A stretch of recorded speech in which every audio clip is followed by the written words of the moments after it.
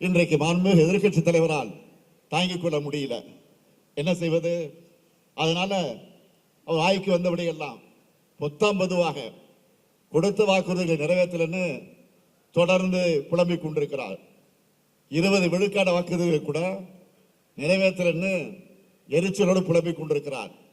அவரால் நான் கேட்க வரும்போது அவரால் இந்த குற்றச்சாட்டுக்களை நிரூபிக்க முடியுமா? திண்ணையில உட்கார்ந்து கொண்டு வெட்டி பேச்சு பேசுற மாதிரி வாய்க்கு வந்தபடி எதிர்க்கட்சி தலைவர் பேசலாமா? மக்கள் கிட்ட உண்மை எடுத்துச் சொல்ல வேண்டிய கடமையும் பொறுப்பும் எங்களுக்கு இருக்கிறது. காரணம் நாங்கள் அரசாங்கத்தில் இருக்கிறோம், அரசை வழிநடத்தி கொண்டிருக்கிறோம்.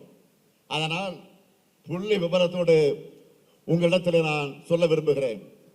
2021 சட்டமன்ற தேர்தலுக்கு திராவிட முன்னேற்ற கழகத்தின் சார்பில் கொடுத்த வாக்குறுதி எவ்வளவு?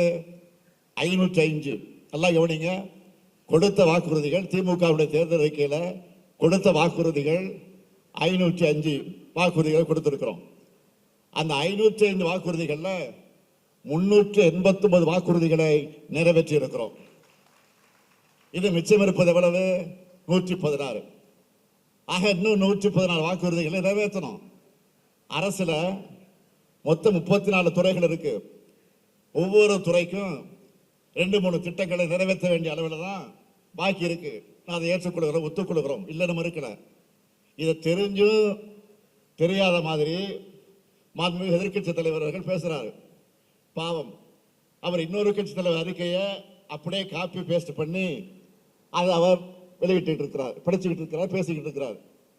பிரபல பத்திரிகைகள் தன்னுடைய இணைய பக்கத்தில் அவரோட காப்பி அடிச்ச அறிக்கை போட்டாங்க.